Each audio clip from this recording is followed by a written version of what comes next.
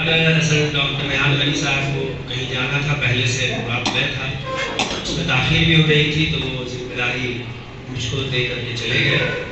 حضور نے نہیں بتایا، مجھے بتانے کا. اور اب بغیر کسی تمہید کے میں مولانا فضل کریم قاسمی صاحب سے گزارش کرتا ہوں کہ وہ آئیں اور ڈاکٹر صاحب کے تعلق سے جو ان کے ذہن میں تاثرات ہیں وہ ہم لوگوں کو بتائیں.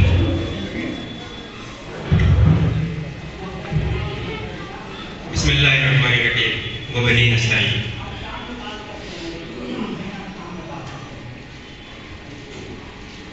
میرے علم کے مطابق کیونکہ ڈاکٹر صاحب سے ملاقات تو نہیں ہے، لیکن مثل مشہور ہے کہ درخت اپنے پھل سے پہچانا جاتا ہے.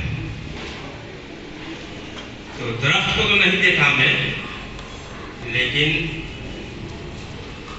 عالم گنج میں رہنے کی وجہ کر پھل سے ملاقات رہی اور آج بھی ہے.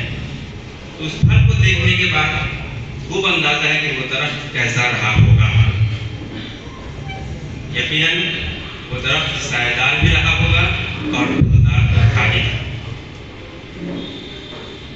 ڈاکٹر صاحب علیہ رحمہ کی میری معلومات میں کوئی سلبی اولاد نہیں تھی، لیکن آج سینکڑوں نہیں ہزاروں دلوں میں ان کی یادوں کے چراغ روشن ہیں. ڈاکٹر صاحب رحمۃ اللہ علیہ کے خطبات، تقاریر کے تعلق سے عام تاثر یہ ہے کہ وہ بہت مؤثر ہے. اس کی کئی وجہ ہو سکتی ہیں.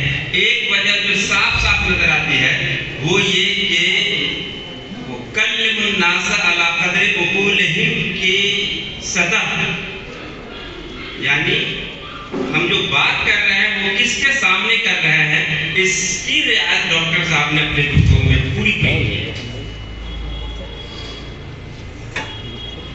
آخری بات یہ ہے کہ شخصیت اپنی جگہ اس کی بھی اہمیت ہے.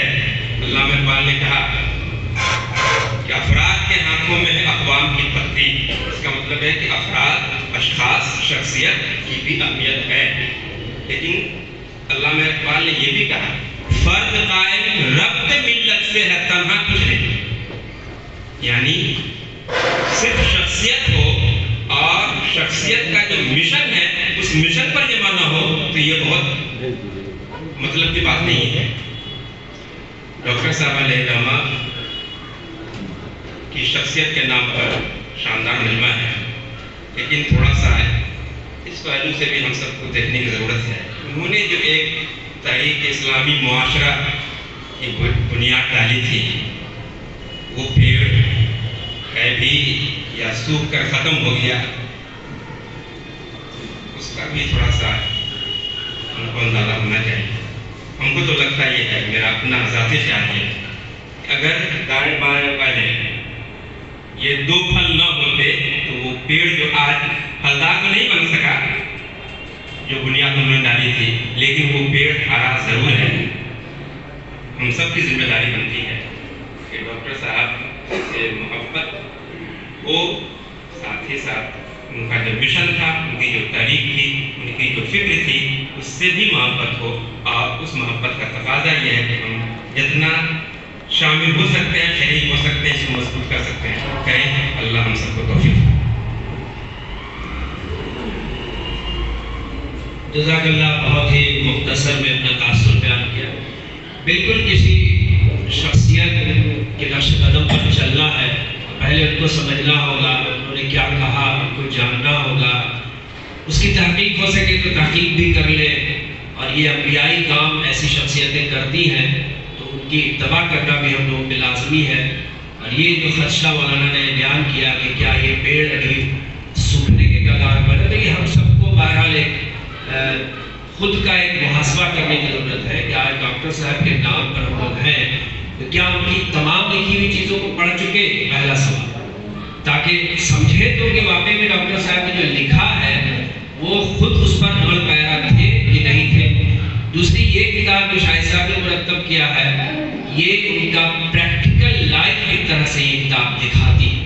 ڈاکٹر صاحب کی چلت پھرت اگر کوئی جاننا چاہتا ہے تو وہ اس کتاب کا بہت ہی ٹھہر کر کے مطالعہ کرے، تو انشاءاللہ پھر تقویت ملے گی اور پھر اندر ایک ایمانی حرارت پیدا ہوگی، اور انشاءاللہ وہ پیڑ جو سوکھنے کی کگار پر ہے پانی دے گے اور پھر پھل نکلے گا انشاءاللہ۔ اور اب میں صاحب کتاب اور کتاب کے جو مرتب ہیں محترم شاہد انور صاحب سے بہت ہی احترام کے ساتھ میں گزارش کرتا ہوں کہ وہ آئیں اور اپنے اس تجربے کو بیان کریں جو انہوں نے کتاب کو لکھنے، مرتب کرنے اور اس سے لگ بھگ کئی سالوں سے اس سے جڑے ہوئے کیا کیا پریشانیاں ہوئی، اس کا اندازہ لوگوں کو بھی ہونا چاہیے، اور اس میں جو کمیاں ہو گئی ہیں اس کو کیسے دفع کیا جائے گا۔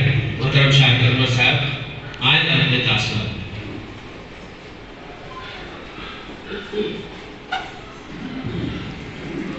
جناب صدر، حاضرین مجلس، السلام علیکم ورحمۃ اللہ وبرکاتہ۔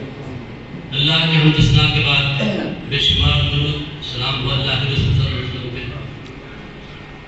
یہاں جو ڈاکٹر صاحب کے ذات اور ان کے ذات کے تعلق سے جو کتاب میں لکھی گئی باتیں وہ تفصیل سے آ چکی ہیں، اب کوئی مزید گفتگو آگے بڑھانے کی ضرورت میں محسوس نہیں کرتا۔ انہی باتوں کے ساتھ السلام علیکم۔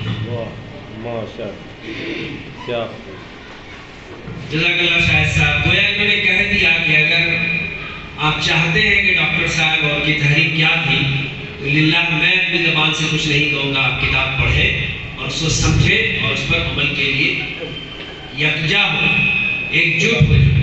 ان کی فکر پر سب لوگ اتنے حاضر ہیں ماشاءاللہ، اتنے لوگ اگر ایکٹیو پہ ہو جائیں ان کی فکر پر تو پیڑ پھر سے ہرا ہوگا انشاءاللہ۔ اور اب بالکل آخری مرحلے میں صدارتی خطبے کے لیے میں جناب راشد طیب صاحب سے ملتمس ہوں کہ وہ آئیں اور اپنی بات کریں۔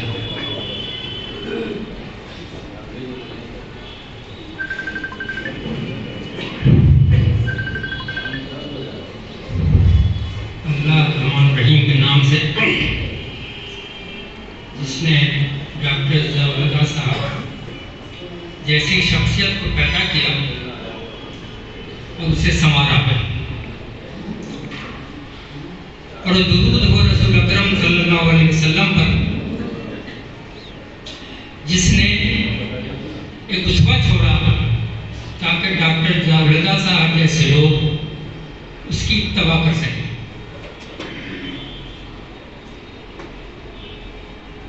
کٹھن ہے توڑنا دیرینہ بت رفاقت کا، کہوں میں تنہا اذاں لا الہ الا اللہ۔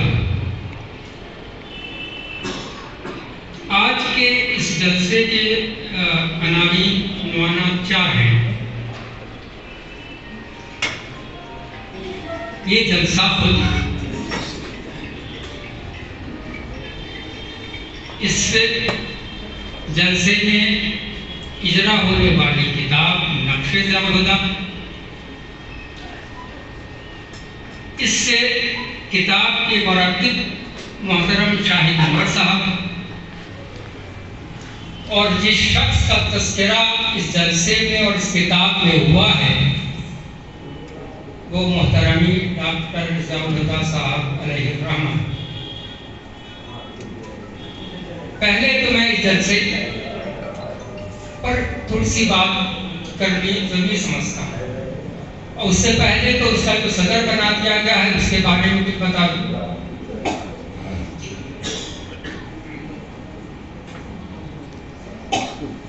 ہم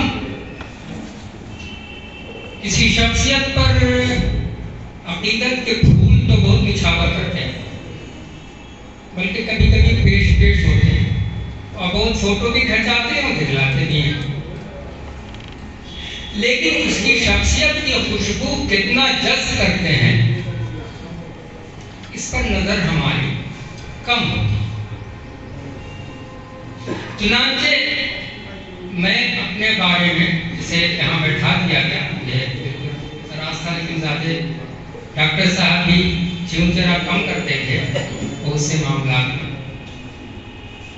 لیکن محسوس کرتا ہوں کہ اس کی شخصیت کی خوشبو بہت زیادہ جذب نہیں کر سکا ہوں۔ ہاں البتہ یہ ضرور ہے کہ اس کی محبت اور جو اس کی طرز زندگی تھی اس کی پسندیدگی ضرور اپنے دل میں پاتا ہوں، بس اتنا ہی کچھ۔ اس کے اثرات میری شخصیت پر کیا پڑے نہ پڑے وہ تو دیکھنے والوں کا کام ہے، وہ میرا کام نہیں ہے، اس کا اجازہ تو بولے، لیکن احساس کمی کا تو ضرور ہے جو رہنا بھی چاہیے۔ یہ جلسہ دوسری بار ڈاکٹر صاحب کو یاد کرنے کے لیے دوسری کتاب کے عنوان سے ہوا۔ دیکھیں کسی کی فکر سے اختلاف ہو سکتا ہے، لیکن یہ کسی شہر کی بہت نیک بختی نہیں ہوگی کہ وہ اپنے محسنوں کو یاد نہ رکھے اور یاد نہ کرے۔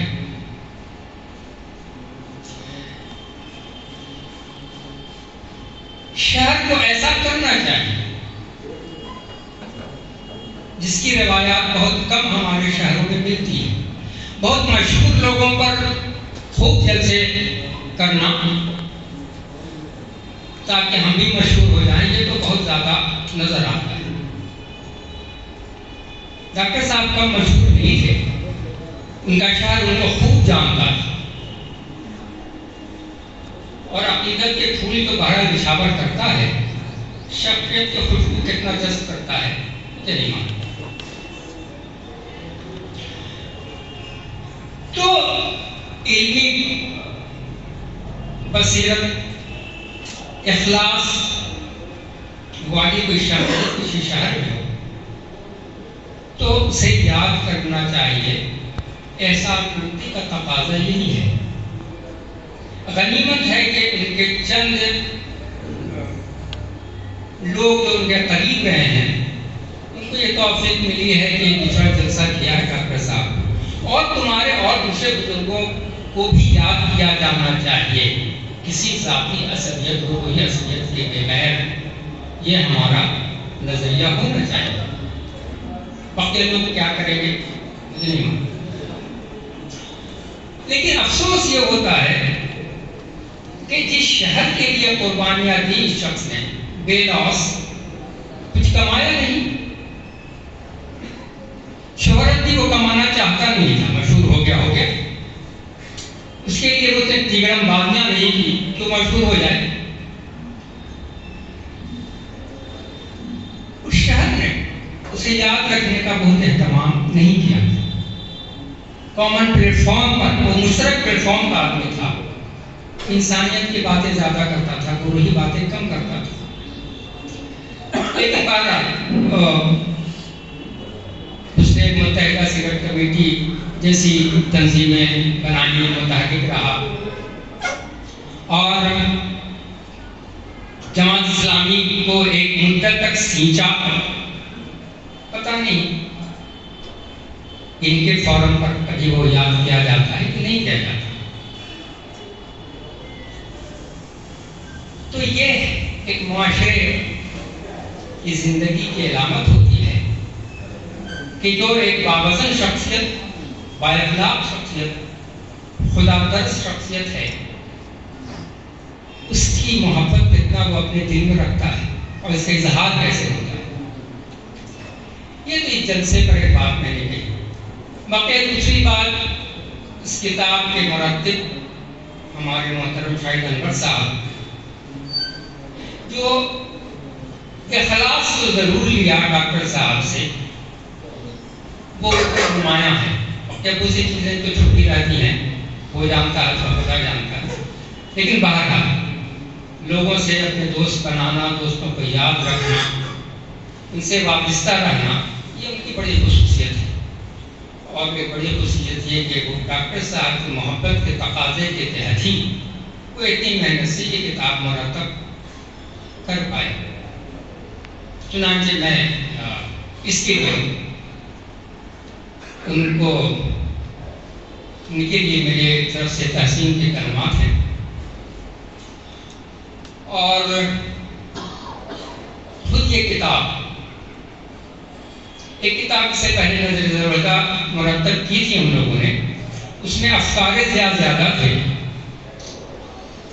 تحریک اور فکر، جو ڈاکٹر صاحب کی شخصیت ایسا تھی اس کا اظہار اس میں زیادہ ہوا، کافی ضخیم تھے۔ اور ایک بات صحیح کہی گئی کہ ڈاکٹر صاحب کی عملی زندگی کی جھلکیاں اس کتاب میں اچھی خاصی جمع کر دی گئی۔ اگر کوئی دستیاب اسے پڑھ لے تو وہ ایک، اگر اس نے نہیں بھی دیکھا ہے تو دیکھ لے گا ڈاکٹر صاحب۔ تو یہ اپنی اس کتاب کی ہے۔ چنانچہ کسی کو کوئی نمونہ کسی اللہ والے کا دیکھنا ہو تو یہ کتاب دیکھیں۔ اور اب آخر میں ڈاکٹر ضیاءاللہ صاحب جو کتاب کو عنوان دیے ہیں، جلسے کو عنوان دیے ہیں، اس پہ چند ایک بات ہے۔ بہت سی بات اس لیے نہیں کہ سب باتیں تو ان کی نظر ضیاءاللہ میں آ گئی، ان کی باتیں اس نقش ضیاءاللہ میں آ گئی۔ دو بات میں اجاگر کرنا چاہتا ہوں، اور یہ بہت پرٹیننٹ ہے، بہت مناسب ہے کہ اس وقت بیان کیا ہے۔ ہمارے ریحان علی صاحب چلے گئے، ایک بڑا اچھا نقطہ انہوں نے بیان کیا۔ اکثر وہ ہمارے بیٹھتے ہیں ان کے ساتھ ملاقات میں تو کئی بار وہ بیان کر چکے ہیں۔ اس سے ایک بات ڈاکٹر صاحب کی فکر کی بہت نمایاں بات نکل کے آ گئی میرے سامنے، پہلے بھی تھی لیکن کچھ عنوان سے آ گئی۔ انہوں نے بیت عنکبوت کا تذکرہ کیا، مکڑی کے جالے کا۔ ایک پہلو سے انہوں نے اس کی تشریح کر دی، مناسب اچھا پہلو نکالا، اچھا نقطہ نکالا انہوں نے۔ ایک اور بات ہے، جب ڈاکٹر صاحب کی گفتگو کا ایک بڑا عنوان، فکر کا بڑا عنوان یہ مکڑ جال تھا، یہ میٹرکس تھا، یہ اس نام سے کم بیان کیا ہو، میٹرکس کے آج کا بہت پرچلت نام ہے، لیکن مکڑ جال تھا۔ دوسرا پہلو اس کا کیا ہے جس کمزور کا؟ دیکھیے، بیت کے آپ دونوں معنی لے لیں، ہاؤس لے لیں اور ہوم لے لیں، تو یہ غلط فہمی ہوگی کہ مکڑی کا جالا بحیثیت ہاؤس کے کمزور ہوتا ہے، وہ تو آندھی میں گرا جاتا ہے، ایسا بنا جاتا ہے، بڑی بڑی آندھیاں دیکھ لیتا ہے، اور کہتے ہیں اس سے ریشہ اتنا مضبوط ہوتا ہے کہ وہ اسٹیل کی طرح ہوتا ہے، اگر اس میں اسے سیر سے بنایا جائے۔ اس کے ہاؤس کی بات نہیں کی جائے، اس کے ہوم کی بات کی جائے۔ خصوصیت مکڑی کی یہ ہے کہ جالا مکڑی بنتی ہے بچے کے لیے، اور جب جالا مطلب دال اس میں اس کا مکڑا بھی ہوتا ہے، جالا بھول لیتی ہے تو مکڑا کو کھا جاتی ہے۔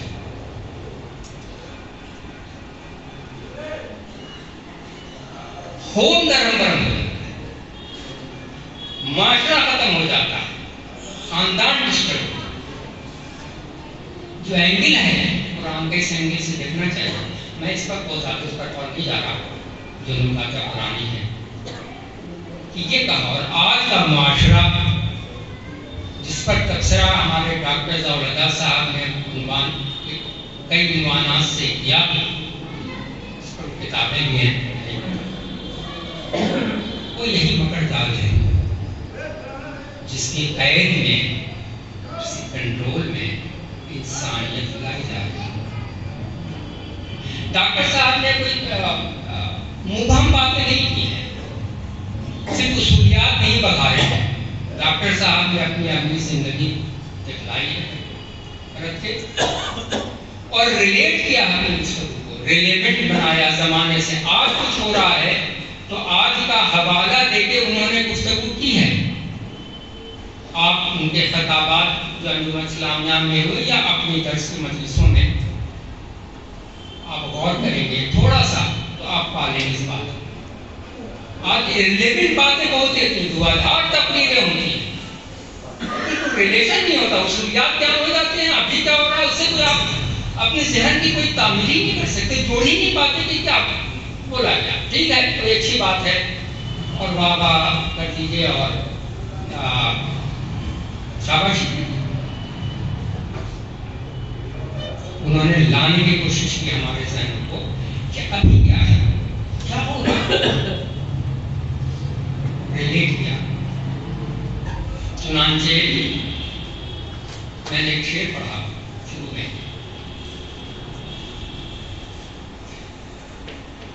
कठिन है तोड़ना देरीना कुछ रफाकत का, हमें है हुक्म अज़ाम। कहूँ मैं तन्हा था गाए जाए, कठिन तो था, ये बातें आती हैं कि बहुत से आजमाइशों से गुजर गए हो।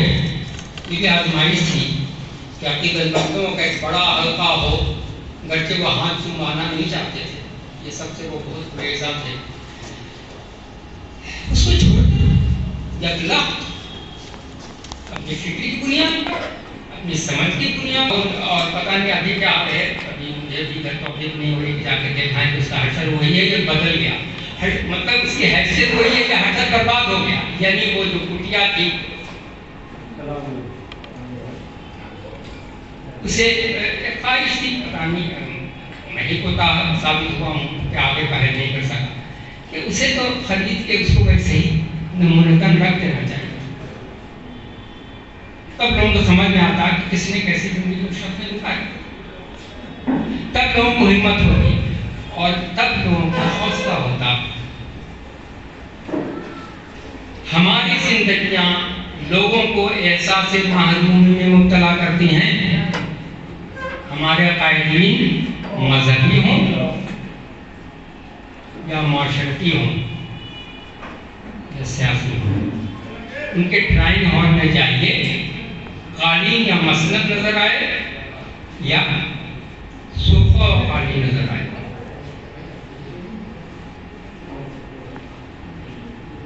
एक आम आदमी को, निजी सतह के आदमी को एहसास महरूमी का एहसास दिलाती। डॉक्टर साहब की कुटिया और उनका रहन सहन जो बहुत ही सादा जरूरियात की सतह पर था, जिंदगी के जरूरियात की निचली सतह पर था, सतह पर नहीं, जो उनकी मजबूरी नहीं थी, तो उनका चॉइस था, उन्होंने तो अपने पैसे से हट किया। खुदा न खास्ता वो तही दस्त नहीं थे और तही दामन भी नहीं थे, दामन उनका कुशादा था। इलाज मांझा के लिए कोई गया हो तो उसका तजुर्बा हुआ होगा उसे। तो ऐसी शख्सियत जो उस जिंदगी की पर मजबूर नहीं थी उसने गुजारी, चुनांचे कोई जो मजबूर है ऐसी जिंदगी गुजारने पर जब उनकी कुटिया में जाता था तो वो एहसास महरूमी के बजाय एक हौसला पाता था। क्या इतना बड़ा शख्स भी ऐसे रह सकता है तो मैं कैसे रहता हूँ? What is the difference? क्या मसला है? चुनांचे हम एहसास महरूमी में मुब्तला करते हैं लोगों को, और वो लोगों को हौसला और जुर्रत और एतमाद और कनात का सबक देते थे। वो कुछ ना बोले, उनकी कुटिया दे देती थी। बस ये बात एक तो ध्यान में थी। आज जब चढ़ते सूरज का तवाफ किया जा रहा हो, उन्होंने चढ़ते सूरज की तरफ आंख उठाकर भी नहीं देखा और आखिर में एक बात मुझे शेर में नहीं बोलेगा, आप क्या समझ जाएंगे।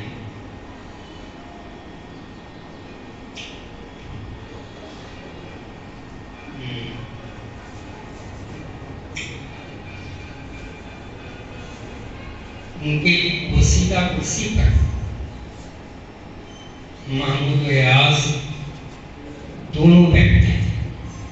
वाखिर दावाना अल्हम्दुलिल्लाह रब्बिल आलमीन।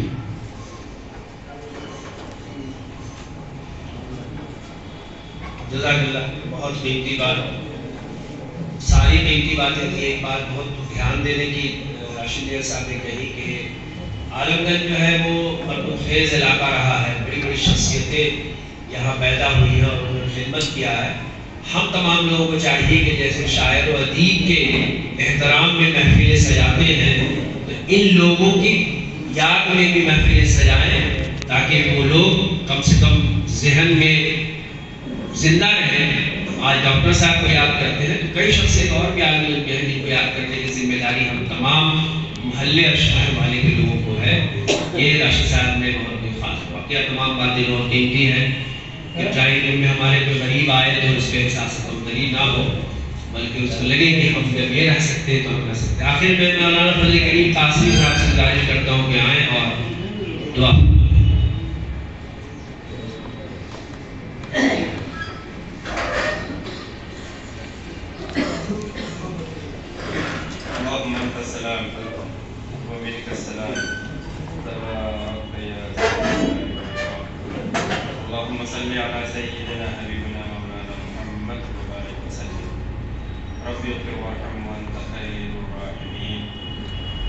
ربنا آتنا في الدنيا حسنة وفي الآخرة حسنة وقنا عذاب النار. اللهم أرنا الحق حقا وارزقنا اتباعه. اللهم أرنا الحق حقا وارزقنا اتباعه وأرنا الباطل باطلا وارزقنا اجتنابه. يا أرحم الراحمين رحم کا کرم کا عفو کا عافیت کا فیصلہ.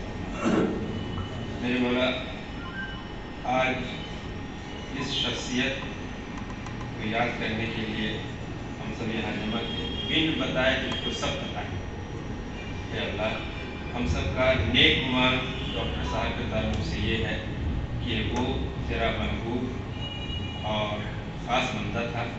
اے اللہ، ہم سب کے گمان کے مطابق ڈاکٹر صاحب کے ساتھ ایسا ہی فیصلہ فرما لیجیے. یا ارحم الراحمین، ڈاکٹر صاحب تمام خدمات اے اللہ قبول فرما لیجیے اور اس کا بہترین صلہ انہیں عطا فرما لیجیے.